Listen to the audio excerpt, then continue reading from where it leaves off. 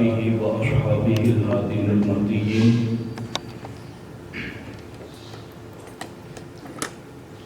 أما بعد فأعوذ بالله من الشيطان الرجيم. بسم الله الرحمن الرحيم. سبحان الذي أسرى بعبده ليلا من المسجد الحرام إلى المسجد الأقصى الذي باركنا حوله لنريه من آياتنا إنه هو السميع البصير. سبحان الله. قال تعالى في مقام آخر ثم دنا فتدلى فكان قاب قوسين أو أدنى. صدق الله مولانا العظيم. قال النبي صلى الله تعالى عليه وعلى آله وصحبه وسلم الحمد لله الذي أرسلني رحمة للعالمين بشيرا ونذيرا للناس أجمعين. وأنزل علي الفرقان فيه تبيان لكل شيء أو كما قال عليه الصلاة والسلام. صدق رسوله النبي الحبيب الكريم الأمين. إن الله وملائكته يصلون على النبي يا أيها الذين آمنوا صلوا عليه وسلموا تسليما. بلند آواز سے درود و سلام عرض کریں. الصلاۃ والسلام علیک یا سیدی یا رسول اللہ وعلی آلک و اصحابک یا سیدی یا حبیب اللہ. الصلاۃ والسلام علیک یا سیدی یا رسول اللہ وعلی آلک و اصحابک یا سیدی یا رحمۃ للعالمین. رب اشرح لي صدري ويسر لي أمري واحلل عقدة من لساني يفقهوا قولي. مولاي صل وسلم دائما أبدا على حبيبك خير الخلق كلهم والحبيب الذي ترجى شفاعته لكل هول من الأهوال منقطعين. سبحان الله. ثم الرضا عن أبي بكر وعن عمر وعن علي وعن عثمان ذي الكرم سبحان الله والآل والصحب ثم التابعين لهم أهل التقى والنقى والحلم والكرم سبحان الله. يا رب صل وسلم دائما أبدا على حبيبك خير الخلق كلهم. سبحان الله.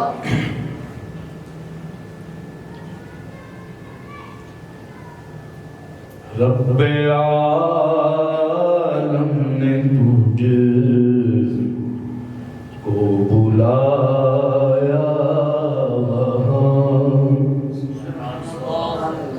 جس جگہ پہ کسی کو بلایا نہیں.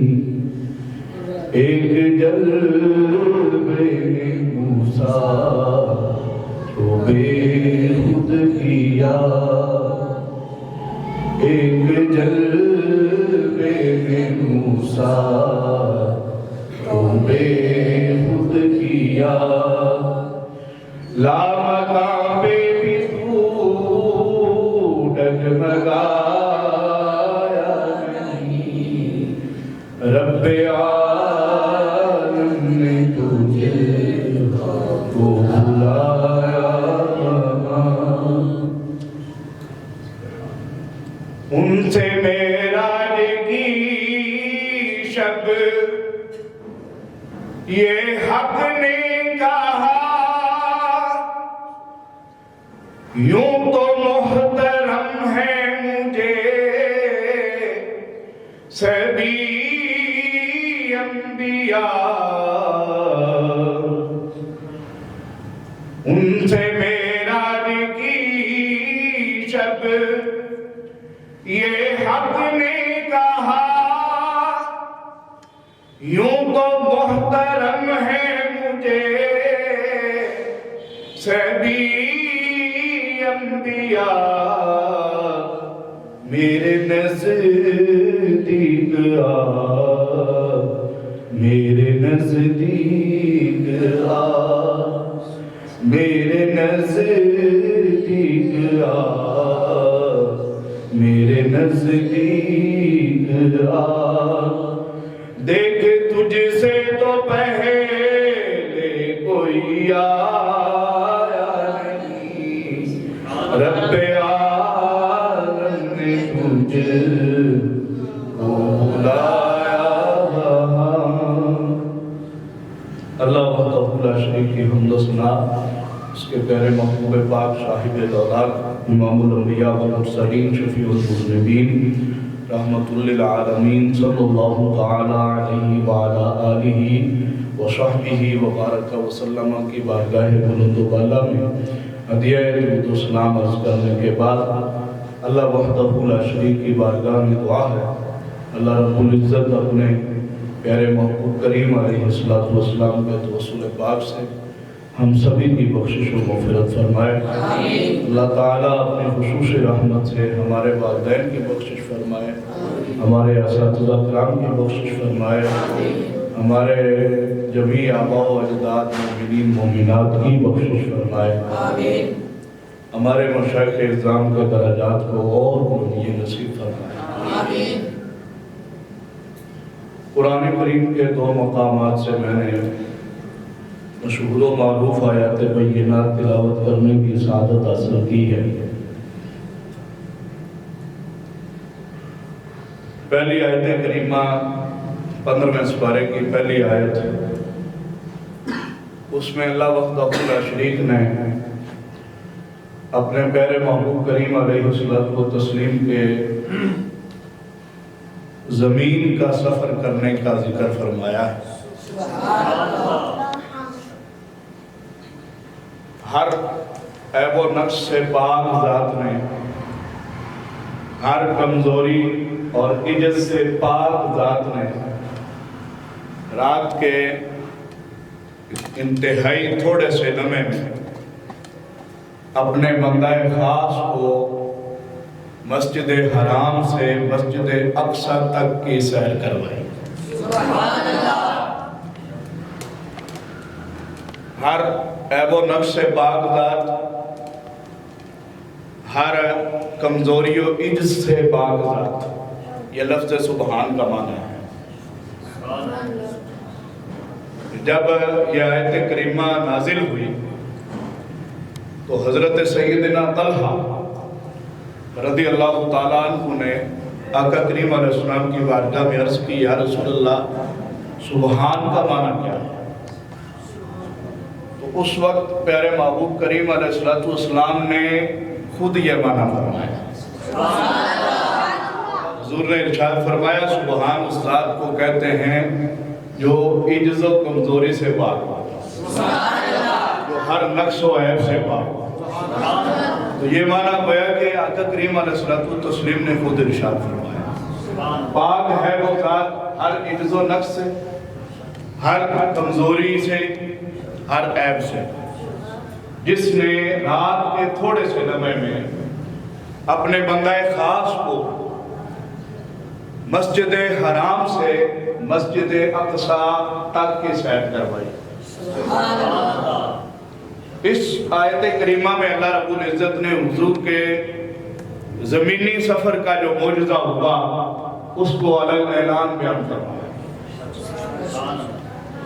اور جب محبوب کریم علیہ السلام آسمانوں کے اوپر تشریف لے گئے اور اللہ وحدہ لا شریک کا ظاہری دیدار کیا بیداری کی حالت میں جسمانی طور پر اپنے اصلی جسم اطہر کے ساتھ سر کی آنکھ مبارک سے اللہ وحدہ لا شریک کے دیدار ذی شان سے مشرف ہوئے، اس کا ذکر اللہ وحدہ لا شریک نے قرآن پاک کے دوسرے مقام سورہ النجم کے اندر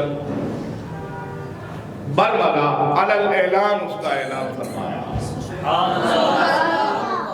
سدرۃ المنتہا تک تو ذکر ہے ہی نہ،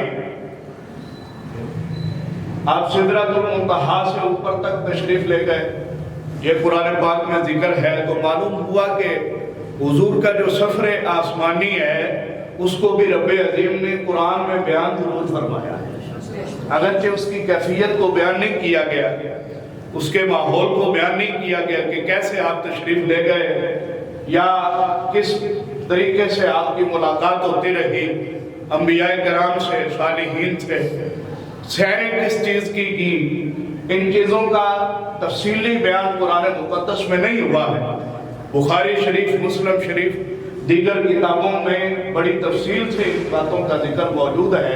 بہرحال قرآن پاک کی جو نص قطعی ہے وہ حضور علیہ السلام کے سفر زمینی کو بھی بیان کرتی ہے، حضور علیہ السلام کے سفر آسمانی کو بھی بیان کرتی ہے۔ معلوم ہوا کہ معراج نص قطعی سے ثابت ہے، معراج کا انکار دائرہ اسلام سے خروج کا سبب ہے، معراج کا انکار نہیں ہو سکتا ہے۔ یہ حضور علیہ السلام کا ایسا عظیم و شان معجزہ ہے جس کا انکار ممکن نہیں، قرآن کی آیات سے ثابت ہے۔ حضور نے زمین کی بھی سیر فرمائی ہے، پیارے محبوب کریم علیہ السلام نے آسمانوں کی بھی سیر فرمائی ہے۔ اب رب عظیم کا جو دیدار کیا ہے، جو دیدار سے مشرف ہوئے ہیں، اس کی قرآن پاک میں جو دلیل ہے وہ سب سے بڑی دلیل یہی ہے کہ ثم دنا فتدلی فَقَانَ قَابَ قَوْسَيْنِ أَوْ أَدْنَىٰ۔ بس یہ سب سے بڑی دلیل جو واضح قرآن میں ہے یہی ہے۔ حضور علیہ السلام نے جو دیدار فرمایا، آپ نے جو ارشاد فرمایا کہ میں نے اللہ کو دیکھا، یہ حضور علیہ السلام نے خود ارشادات فرمائے، ان کا قرآن مقدس میں ذکر نہیں ہے۔ قرآن مقدس میں ملاقات کا ذکر ہے، قرآن مقدس میں قریب ہونے کا ذکر ہے، تو معلوم ہوا محبوب علیہ السلام رب کے قریب ہوئے، یہ قرآن سے ثابت ہے، رب کے قریب ہوئے یہ قرآن سے ثابت ہے، اور رب عظیم کا دیدار کیا، اور رب عظیم کے دیدار با کمال سے مشرف ہوئے، یہ حضور علیہ السلام نے صحیح سند کے ساتھ حضور سے ثابت ہے کہ حضور نے بیان کیا، اور اس لیے اس کا ماننا بھی ضروری ہے۔ معراج کا انکار کرنا درست نہیں ہے۔ صحابہ کرام سے باقاعدہ طور پر تقریباً 45 صحابہ کرام رضوان اللہ علیہ مجمعین، تقریباً 45 صحابہ کرام رضوان اللہ علیہ مجمعین نے حضور کے واقعہ معراج کو بیان فرمایا۔ کتنے صحابہ کرام نے؟ تقریباً 45 صحابہ کرام نے، اور اتنے زیادہ صحابہ کرام نے جو واقعہ معراج کو بیان فرمایا ہے، اس اعتبار سے بھی واقعہ معراج کو ماننا اور تسلیم کرنا لازمی ہے کہ اتنے صحابہ کبھی بھی جھوٹ پر جمع نہیں ہو سکتے، کبھی بھی جھوٹ پر، اتنے صحابہ کی جماعت کا جھوٹ پر جمع ہونا محال ہے۔ اس لیے صحابہ کرام کی طرف سے بھی اس بات کی ترجمانی ہے کہ حضور علیہ السلام نے معراج فرمائی ہے، اور آپ نے معراج کی رات میں اب حضور علیہ السلام نے کس انداز میں بیان فرمایا، یہ چونکہ 45 اور اس سے زائد صحابہ کرام سے مروی ہے، تو ہر صحابی رسول نے اپنے انداز میں بیان فرمایا، ہر صحابی رسول نے بڑے تفصیل کے ساتھ اس کا ذکر فرمایا۔ مختلف کتابوں میں ان واقعات کی تفصیل ملتی ہے، ان احادیث کا ذکر ملتا ہے۔ اجمالی طور پر مختصراً حضور علیہ السلام نے ارشاد فرمایا، میں اپنے پھپھو جان حضرت سیدہ ام ہانی رضی اللہ تعالی عنہا کے گھر تشریف فرما تھا، رات کا پہر تھا، جبریل امین نے حضور کو بیدار کیا، جگایا، اس انداز میں بھی جگایا، مختلف روایات ہیں، کچھ انہیں ضعیف قرار دیتے ہیں، بہرحال جبریل امین نے حضور کو جگایا، بیدار کیا، پیارے آقا کریم علیہ السلام بیدار ہوئے، جبریل امین حضور علیہ السلام کو لے کر بڑے ہی اعزاز کے ساتھ بڑے ہی تعظیم اور تکریم کے ساتھ حضور کو ساتھ لے کر مسجد حرام میں حاضر ہوئے۔ مسجد حرام میں آ کر پیارے محبوب کریم علیہ السلام ارشاد فرماتے ہیں کہ میرا سینے سے لے کر پیٹ تک میرے جسم کو چاک کیا گیا، میرے جسم سے دل نکالا گیا، اس دل کو نکال کر ایک سونے کے تشت میں تھال میں رکھا گیا اور اسے آب زمزم سے دھویا گیا، سبحان اللہ، اور پھر اسے ایمانیات سے بھر دیا گیا۔ ایمانیات سے مراد علماء نے لیا ہے کہ موجودات کے علوم، جتنی بھی موجود چیزیں تھیں ان سب کے علوم حضور علیہ الصلوۃ والتسلیم کے دل اقدس پہ بھر دیے گئے۔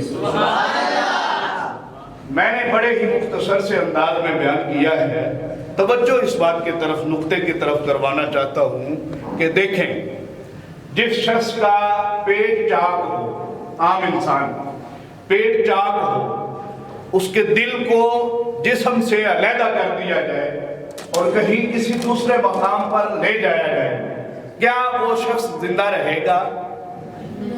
یا وہ اپنی اس حالت کو کہ دل نکالا جا رہا ہے، اس کو دھویا جا رہا ہے یا اس کے ساتھ کچھ کیا جا رہا ہے، وہ اپنی اس حالت کو دیکھ سکتا ہے؟ وہ نہیں مشاہدہ کر سکتا ہے۔ پیارے محبوب کریم علیہ الصلوۃ والتسلیم نے اپنی آنکھوں سے اس حالت میں بھی اس کا مشاہدہ کیا۔ حضور کا مقام کیا ہوگا؟ حضور گویا کہ حضور علیہ الصلوۃ والتسلیم کے جسم اقدس سے روح نکال لی گئی، روح کو نکال لیا گیا، محبوب علیہ السلام پھر بھی اپنے جسم کی آنکھوں سے کیا دیکھ رہے ہیں؟ گویا کہ انبیاء کرام، معلوم ہوا کہ انبیاء کرام کا جسم روحوں کا محتاج ہے، انبیاء کرام کے اجسام روحوں کے محتاج نہیں، انبیاء کرام علیہ الصلوۃ والتسلیم کے اجسام سے روحوں کو نکال بھی لیا جائے، انبیاء کے جسم میں اتنی طاقت اور پاور ہے وہ پھر بھی دیکھ رہے ہو، سن رہے ہوتے ہیں۔ اس کے بعد حضور ارشاد فرماتے ہیں میرے پیٹ کو دوبارہ آپس میں ملا دیا گیا، دل کو اندر رکھ دیا گیا، آگے تشریف لے گئے۔ جبریل امین نے ایک براق لائے میرے پاس، میں براق پر سوار ہوا تو سوار ہونے کی وجہ سے وہ براق اپنے آپ پر فخر کرنے لگا اور جھوما۔ جب وہ براق جھوما نا، اس کے جھومنے کی کیفیت کا کیا انداز ہوگا؟ وہ جھوما تو جبریل امین نے براق کو پکڑا، کیونکہ براق کے مہار جبریل نے تھام رکھی۔ جبریل امین نے براق کو پکڑا اور کہا آب ہذا محمد، کیا یہ جو تو کر رہا ہے یہ جناب سیدنا محمد کریم صلی اللہ علیہ وسلم کی وجہ سے کر رہا ہے؟ کیا تجھے اس بات کا علم نہیں کہ آج تک جس نے بھی تیرے اوپر سواری کی ہے ان سب میں عزت کے اعتبار سے، مرتبے اور شرف کے اعتبار سے سب سے بڑی فضیلت والی ذات آج تم پر سوار ہو گئی؟ سبحان اللہ! جبریل امین خادمی تو کر ہی رہے ہیں، جبریل امین حضور کی غلامی تو کر ہی رہے ہیں، حضور کی بارگاہ میں حاضر تو ہیں ہی، جبریل امین محبوب کریم علیہ الصلوۃ والتسلیم کی مکمل حفاظت بھی فرما رہے ہیں اور ارشاد فرما رہے ہیں کہ اے براق یاد رکھ، آج تک تجھ پر جتنے بھی انبیاء سوار ہوئے ہیں، لیکن ایسا فضیلت والا اور ایسا عزت والا نبی آج تجھ پر پہلی مرتبہ سوار ہوا ہے۔ سبحان اللہ! یہاں سے ایک بات یہ معلوم ہوتی ہے کہ براق پر حضور سے پہلے انبیاء بھی جلوہ گر ہوئے، براق پر اکیلے حضور سوار نہیں ہوئے، اور یہ بات دلائل سے ثابت ہے۔ اس کی ایک دلیل مختصراً سورہ صافات میں جہاں پر حضرت سیدنا اسماعیل علیہ السلام کو ذبح کرنے کا واقعہ ہے کہ سیدنا ابراہیم علیہ السلام نے اپنے بیٹے اسماعیل علیہ السلام سے کہا یا بنی انی اری فی المنام انی اذبحک، اے بیٹا میں نے نیند میں دیکھا کہ میں تجھے ذبح کر رہا ہوں، فانظر ماذا تری، تیرا اس بارے میں کیا خیال ہے، تو کیا کہتا ہے؟ تو اس مقام پر علماء مفسرین نے مختلف تفاسیر لکھی۔ سب سے پہلے تو یہ جانے کہ سیدنا ابراہیم علیہ السلام عراق کے اندر رہتے تھے، ملک شام کے اندر رہتے تھے، اور اللہ وحدہ لا شریک کے حکم سے اپنے چھوٹے سے صاحبزادے حضرت کا دودھ پینے والے تھے، اس حالت میں اللہ تعالیٰ کے حکم سے اپنی بیوی زوجہ محترمہ حضرت ہاجرہ اور اپنے صاحبزادے حضرت اسماعیل علیہ السلام کو مکہ مکرمہ کے اس وقت جہاں پر وادی بالکل نہ تھی اس مقام کے اوپر چھوڑا، کوئی بھی ان کے ساتھ نہیں تھا۔ تو ابراہیم علیہ السلام چھوڑ آئے تھے، اسماعیل علیہ السلام والدہ صاحبہ کے ساتھ تھے مکہ میں، جناب ابراہیم علیہ السلام عراق کے اندر تھے۔ پھر یہ جو واقعہ ہوا ذبح، یہ کیسے پیش آیا؟ ابراہیم علیہ السلام تو عراق میں ہوا کرتے تھے، آپ کا بیٹا مکہ میں تھا، وہاں سے کیسے ابراہیم علیہ السلام مکہ میں تشریف لاتے اور یہ واقعہ جو بیٹے کے ساتھ ہوا یہ ہوا؟ اس کی تفسیر کے اندر علماء فرماتے ہیں کہ ابراہیم علیہ السلام کو مکہ شریف میں آنے کے لیے اللہ تعالیٰ کی طرف سے براق عطا کیا گیا تھا۔ سبحان اللہ! اللہ تعالیٰ کی طرف سے براق عطا کیا گیا تھا، آپ اس براق پر سوار ہوتے اور مکہ مکرمہ میں ایک لمحے میں وہاں پہنچ جاتے، کیونکہ براق کی رفتار حدیث شریف کے اندر یہی ہے۔ حضور علیہ السلام ارشاد فرماتے ہیں، آپ کے ارشاد گرامی کا مفہوم ہے کہ براق کے قدم کی انتہا وہاں ہوتی تھی جہاں انسان کی نظر کی انتہا ہوتی ہے، جہاں انسان کی نظر کی انتہا ہوتی ہے وہاں براق کے پہلے قدم کی انتہا ہوتی تھی۔ یہ جو معجزہ ہے نا براق پر سوار ہونے والا، یہ بھی بڑی خاص فضیلت کا حامل ہے، بڑے ہی خاص سوچ و بچار کا حامل ہے کہ ایک تو یہ بات، اتنی تیز رفتاری، بندہ اپنے آپ کو سنبھال کیسے سکتا ہے؟ حضور سنبھلے ایک بات، اتنی تیز رفتاری میں بندہ اپنے ارد گرد کے ماحول کو کیسے پہچان سکتا ہے، دیکھ سکتا ہے؟ مصطفیٰ کریم نے دیکھا، حضور نے پہچانا بھی، حضور نے دیکھا بھی، حضور نے پہچانا بھی، حضور نے یاد بھی رکھا، حضور میں اتنے سارے معاملات دیکھ کر بعد میں آ کر بیان بھی فرمایا۔ سبحان اللہ! تکبیر! اللہ اکبر! رسالت! یا رسول اللہ! رسالت! یا رسول اللہ! تحقیق! غوثیہ! یا غوثیہ! عالمیہ! میں بھی اپنے آپ کو سنبھالا بھی، حضور علیہ السلام کو پہچانا بھی، ساری مخلوقات کو، سارے مشاہدات جو بھی حضور کو کروائے گئے حضور نے سب کو پہچانا، بلکہ حضور نے فرمایا کہ میں حضرت سیدنا موسیٰ علیہ السلام کی قبر مبارک کے پاس سے گزرا تو میں نے دیکھا کہ موسیٰ علیہ السلام صلاۃ پڑھ رہے تھے۔ اب اس صلاۃ کا مفہوم نماز بھی ہے، اس صلاۃ کا مفہوم درود و سلام بھی ہے۔ سبحان اللہ! موسیٰ علیہ السلام کھڑے نماز پڑھ رہے تھے، یہ بھی معنی درست ہے، اس کا بھی انکار نہیں ہے، اور یہ بھی معنی درست ہو سکتا ہے کہ سیدنا موسیٰ علیہ السلام کھڑے چونکہ حضور پاس سے گزر رہے ہیں، کھڑے ہو کر حضور کی بارگاہ میں سلام پیش کر رہے ہیں۔ تو معلوم ہوا کہ انبیاء کرام علیہ السلام نے بھی کھڑے ہو کر حضور کی تعظیم کر کے اس بات کا اعلان کر دیا تا قیامت لوگوں کے لیے۔ لوگوں یاد رکھنا، یہ ایسے عظیم و شان محبوب ہیں جن کی تعظیم ہمارے لیے بھی لازم ہے۔ انبیاء ہونے کے باوجود حضور کی تعظیم کرتے ہیں۔ حضور نے سارے مشاہدات کو یاد بھی رکھا، سارے مشاہدات کو حضور نے پرکھا بھی، دیکھا بھی، اور جو مقصد تھا سیر کروانے کا، سیر کا مقصد ہوتا ہے ہر چیز کو دیکھنا، ہر چیز کی پہچان کرنا، ہر چیز کو سمجھنا۔ مصطفیٰ کریم علیہ السلام کی سیر کا اعلان تو اللہ نے قرآن میں واضح فرما دیا نا کہ اسریٰ بعبدہ لیلا من المسجد الحرام الی المسجد الاقصی، کہ رات کے تھوڑے سے لمحے میں مسجد حرام سے مسجد اقصی تک حضور کو سیر کروائی، گویا کہ ہر چیز حضور نے دیکھی اور حضور نے پہچانی۔ سبحان اللہ! حضور نے ان چیزوں کو یاد بھی رکھا۔ براق پر حضور سوار ہے، براق برق سے بنا ہے، برق کا معنی ہے بجلی، اور براق بہت زیادہ بجلی، براق بہت ہی زیادہ بجلی والا جانور، گویا کہ وہ ایک تو عام دنیا کی بجلی ہے، عام دنیا کی بجلی سے بھی بڑھ کر بے انتہا بجلی کی رفتار والا براق تھا۔ حضور علیہ السلام کی بارگاہ میں پیش کیا گیا، حضور اس پر سوار ہوئے۔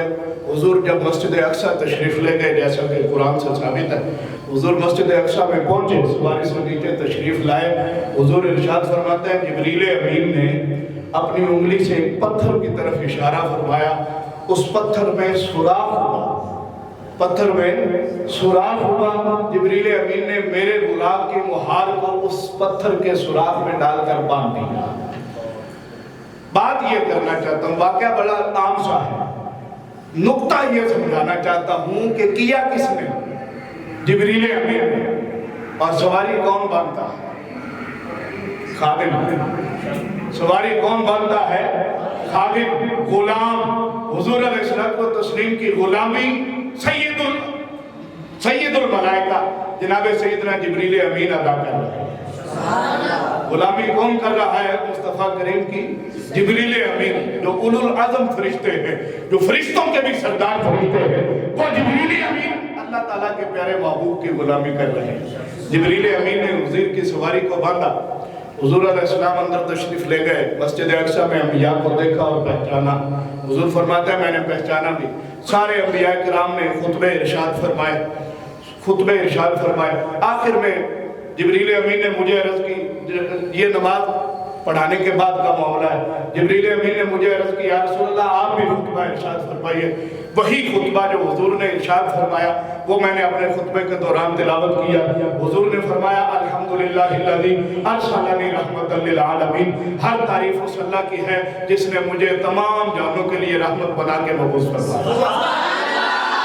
فرمایا بشیرم و نذیرم للناس اجمعین، جس نے مجھے تمام کائنات کے انسانوں کے لیے خوشخبری سنانے والا بھی بنا کر بھیجا، تمام کائنات کے انسانوں کو ڈر سنانے والا بنا کر بھی مبعوث فرمایا۔ اس نے مجھے وَأَنزَلَ عَلَيَّ الْفُرْقَانَ، اور اس نے مجھ پر وہ کتاب نازل فرمائی جو ہر حق کو باطل سے جدا کر دینے والی، اور اس نے وَجَعَلَنِي أُمَّةً وَسَطًا، اور اس نے میری امت کو بہترین، اور اس نے میری امت کو بنیادی امت بنایا۔ بنیادی امت، حضور علیہ الصلوۃ والتسلیم نے فرمایا بنیادی امت بنایا، میری امت کو امت وسط بنایا۔